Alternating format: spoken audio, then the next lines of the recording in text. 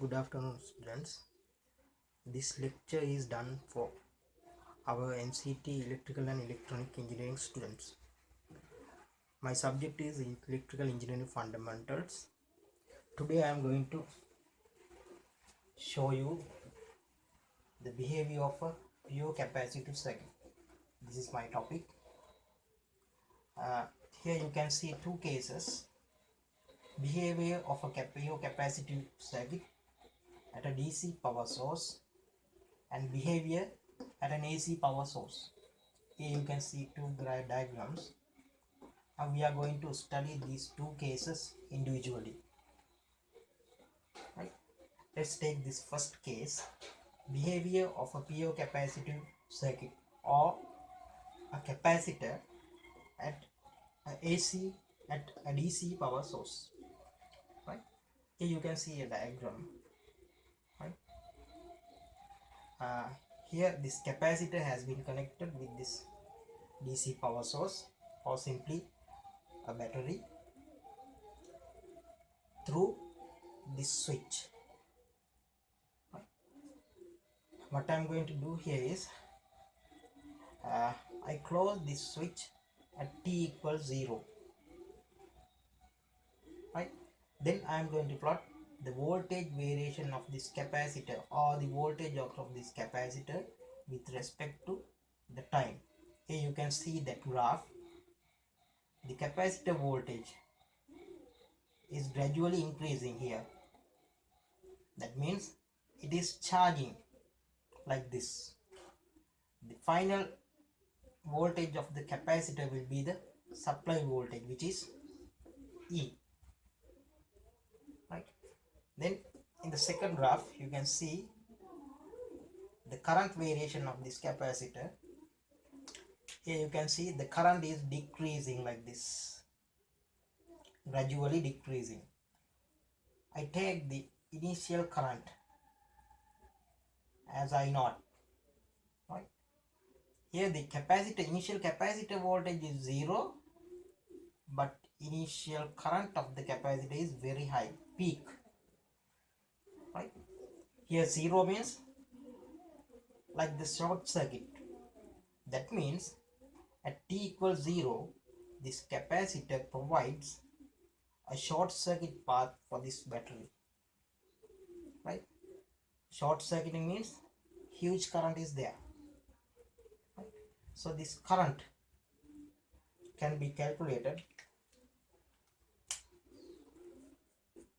I0 equals the supply voltage of the capacitor is E, initial supply voltage, E divided by resistance. Here resistance is 0.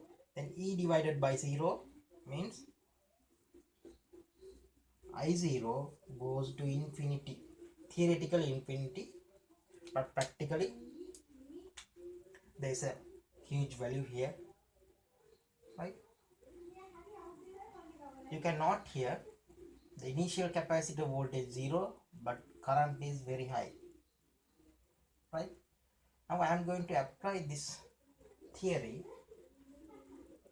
to this second case. Right?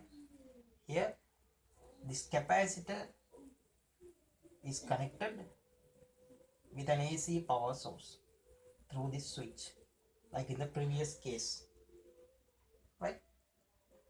Then here also at t equals 0, I close this switch. Right? Then I am going to plot the voltage variation and the current variation of this capacitor for the second case. Right? Here the nature of the supply voltage is sinusoidal. Right? Sinusoidal variation is there.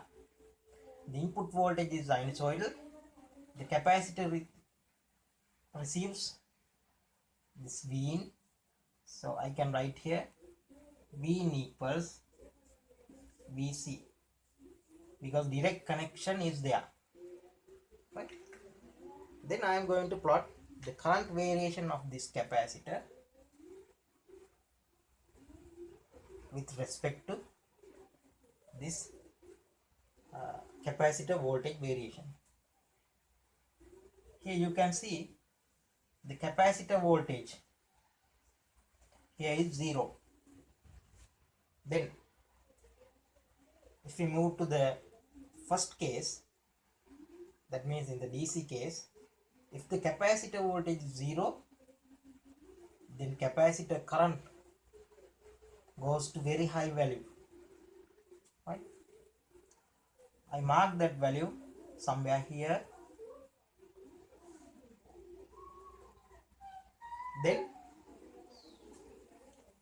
Then I take this second point.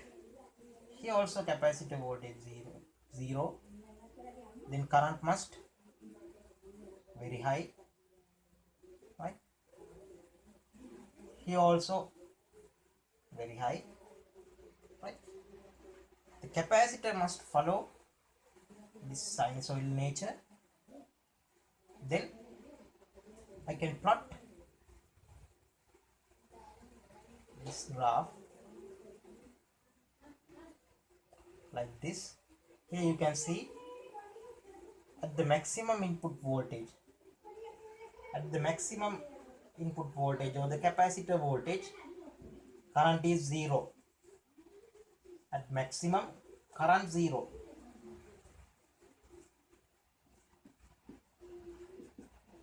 Now I can apply this theory here. Here the voltage is maximum, then current must 0. Right? Now here we have 2 points. By following this pattern, this voltage pattern, we can plot the current variation like this. Right? That one also sinusoidal. Right? But here you can see some phase displacement or the phase angle. Right? Now I am going to complete this waveform like this. Right? Here I took this graph, this x-axis as my angle axis. So here I can map 0 degrees, 90 degrees, 180 degrees, then 270 degrees, then 360 degrees, like that. 90 by 90 I can mark, right? Then here also 90, right? That means the current of the capacitor leads the capacitor voltage by 90 degrees. That means current is leading, right? So I mark this red color waveform as the capacitor current waveform, which is IC, right? So I can write here, by following this diagram, this graph, I can write here the capacitor current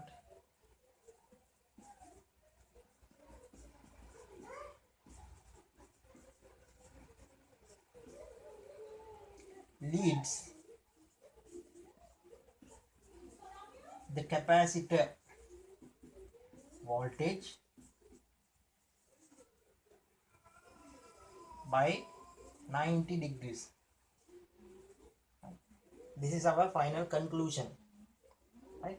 You can derive this thing using very complex mathematical things, but here in this subject, in this fundamental subject, I used a simple technique to derive this relation. So that's all about this lesson. I hope that this lesson is clear to you. Then we'll meet again in our second video,